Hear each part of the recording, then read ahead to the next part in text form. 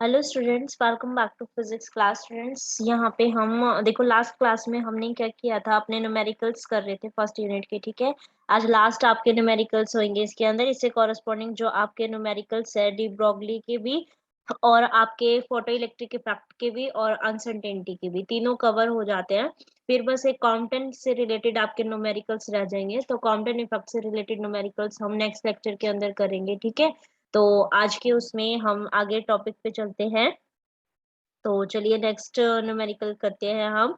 आपके पास है इसके अंदर, what is the energy of gamma photon having a wavelength 1 angstrom. ठीक है, आपके पास है कि आपको एनर्जी फाइंड आउट करनी है किसी भी गामा फोटोन की जिसकी वेवलेंथ 1 एंगस्ट्रॉम है।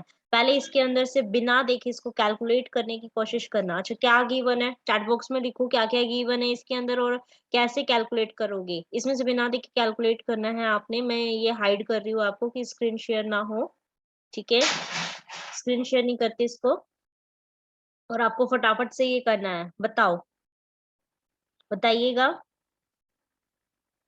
रिकॉर्डिंग पॉज कर रही हूँ, फटाफट से करके बताइएगा इसको।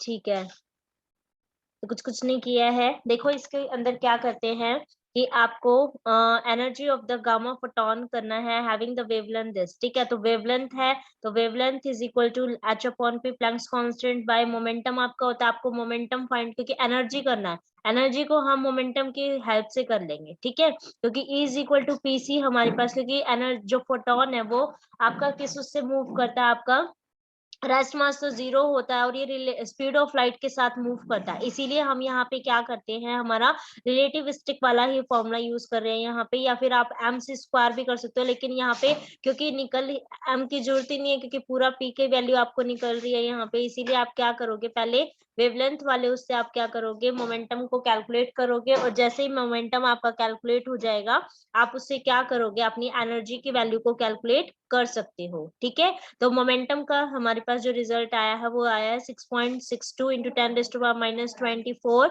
आपका जूल सेकंड पर मीटर है।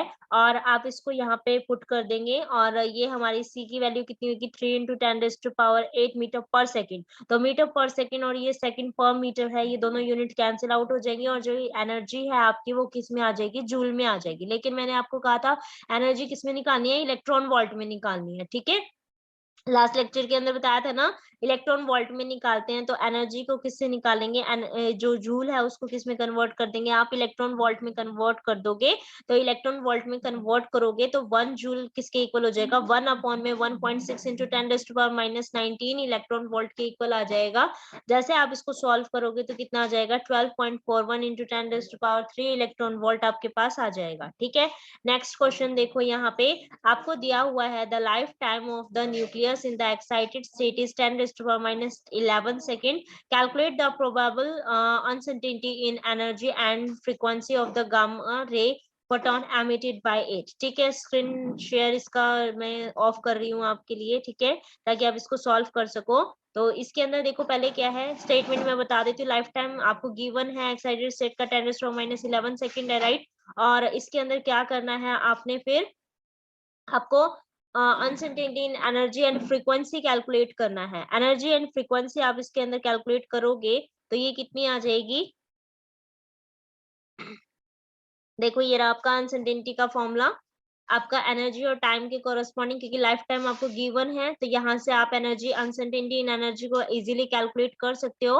और अगर आपके पास E is equal to h nu का रिलेशन होता है, ठीक है, तो अनसर्टेनिटी आपकी एनर्जी में है तो वो आपका रिफ्लेक्ट होगा आपका वेलोस उसमें, फ्रीक्वेंसी में भी है ना। तो फ्रीक्वेंसी के कोरस्पॉन्डिंग आप यहाँ से निकाल लोगे, एनर्जी की वैल्यू ये है और प्लैंक्स कांस्टेंट की आपकी ये वाली होती है। तो इन दोनों को सॉल्व करोगे तो आपकी फ्रीक्वेंसी किसकी उसमें आती है, पर सेकंड के अंदर होती है। पर सेकंड को ही हर्ट्ज की फॉर्म में लिख सकते हैं ना, तो इसका मतलब ये किसकी यूनिट में आ गया, आपका हर्ट्ज की में आ गया। ठीक है, नेक्स्ट क्वेश्चन देखो आपका है, calculate the wavelength associated with the electron subjected to a potential difference of 1.25 volt. यानी कि अब हमें वेवलेंथ फाइंड आउट करना है किसका, इलेक्ट्रॉन का, जिसका पोटेंशियल ये गिवन है। तो इसका फॉर्मूला क्या था आपका, देखो प्लैंक्स कांस्टेंट जो आपका डी ब्रोगली वेवलेंथ है वो h अपॉन में √2m क्यूब यानी कि 2me को क्या लिख सकते हैं, qv या ev की फॉर्म में। अब यहाँ पे या तो डायरेक्ट इसकी वैल्यू पुट कर दो, या फिर मैंने आपको एक और रिलेशन बता रखा है ना, क्या बता रखा है, अंडर रूट ऑफ 150/v, या फिर